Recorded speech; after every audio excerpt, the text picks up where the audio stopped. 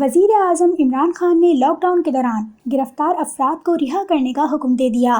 وزیر اعظم عمران خان نے anchor person سے گفتگو کرتے ہوئے کہا کہ ہم اپنے وسائل کے مطابق ہی فیصلے کر رہے ہیں، کورونا کے خلاف جنگ متحد ہو کر جیت سکتے ہیں۔ 45 ارب ڈالر ہماری ساری ٹیکس کلیکشن ہے اور امریکہ نے صرف 2000 ارب ڈالر کا ریلیف پیکج دیا، اور اس کے باوجود آپ اگر امریکہ میں دیکھیں رسپانس، تو ابھی بھی صوبے کچھ کر رہے ہیں، سینٹر کچھ کر رہا ہے لوگوں کو، یعنی ایک آسان نہیں ہے کہ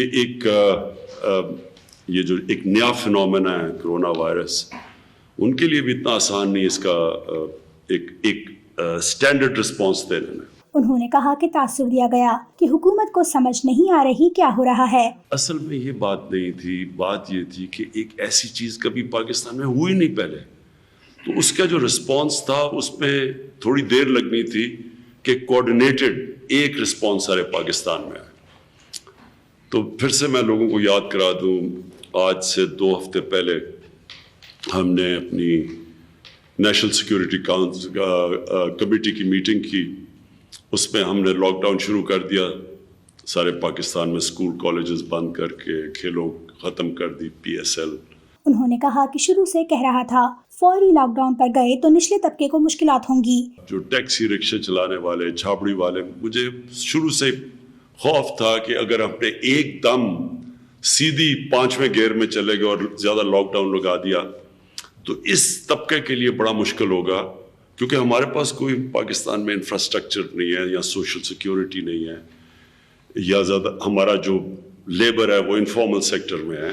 تو اس کے لیے جب تک اس طبقے کے لیے ہمارے پاس کوئی ڈیولپمنٹ، ہماری اسٹرکچر نہیں ڈیولپ ہوتا، تو میرا خیال تھا کہ ہمیں انکریمنٹل رسپانس کرنا چاہیے۔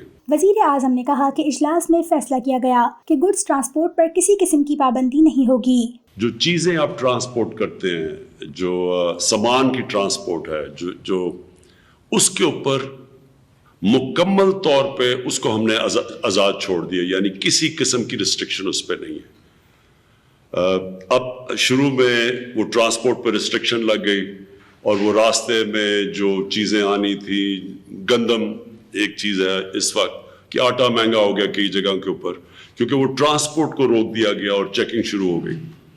تو آج ہم نے فیصلہ کیا ہے کہ ایک صوبے سے دوسرے صوبے کوئی قسم کی ٹرانسپورٹ کے اوپر اب ریسٹرکشن نہیں ہوگی۔ وزیر اعظم کا کہنا تھا کہ اللہ کا شکر ہے چین سے ایک بھی کورونا کا مریض پاکستان نہیں آیا۔ اللہ کا خاص کرم ہے کہ ہمارے ملک میں ویسے کورونا نہیں پھیلی جیسے کئی اور ملکوں میں پھیلی ہے۔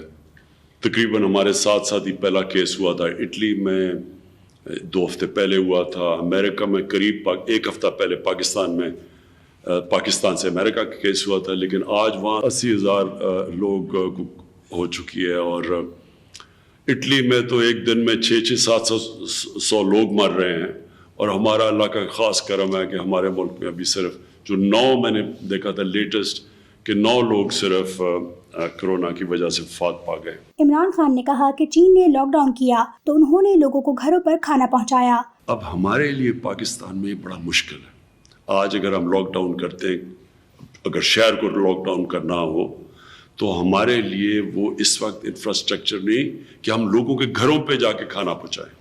تو اس کے لیے آج میں ایک پہلا قدم اٹھا رہا ہوں کہ ایک ہم اسپیشل نوجوانوں کی، ایک یوتھ کی ایک فورس بنا رہے ہیں، اور اس کے لیے ہم پوری تیاری کر رہے ہیں۔ یہاں جو پرائم منسٹر آفس میں سٹیزن پورٹل ہے، اس کے ذریعے اب ہم اس کی پوری ممبرشپ کریں گے۔ 31 مارچ سے نوجوان سٹیزن پورٹل پر اپنی رجسٹریشن کریں گے۔ عمران خان کا کہنا تھا کہ کورونا وائرس کا پھیلاؤ روکنے کے لیے فنڈز قائم کر رہا ہوں۔ پرائم منسٹر کا جو فنڈ ہوگا کورونا کا، وہ فنڈ اناؤنس کر رہا ہوں کہ جو بھی ہمیں جدھر سے بھی چیریٹی، جدھر سے بھی لوگوں نے پیسے دینے اس فنڈ میں دیں گے۔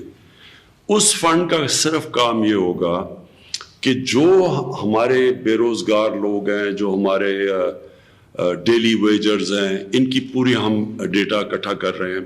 ایک تو احساس پروگرام کے ذریعے ہم ان کو ڈائریکٹ پیسے دیں گے، اور دوسرا جو بھی ہم فنڈ اکٹھا کریں گے، جو بھی پبلک دینا چاہتی ہے پیسے، وہ سارے پیسے ہم پھر ان بے روزگاروں کو، ان چھاپڑی والوں کو، غریبوں کو جو سب سے زیادہ متاثر ہوں گے اس سے، بے روزگار جو ہو جائیں گے، ان سب کو پھر ہم اس فنڈ کے ذریعے پیسے دیں گے۔ انہوں نے کہا کہ اس وقت پاکستان کو اوورسیز پاکستانیوں کی سب سے زیادہ ضرورت ہے، اسٹیٹ بینک میں اکاؤنٹ بنائیں گے۔ اس وقت سب سے زیادہ پاکستان کو اپنے اوورسیز پاکستانی، بیرون ملک پاکستانی اس کی ضرورت ہے۔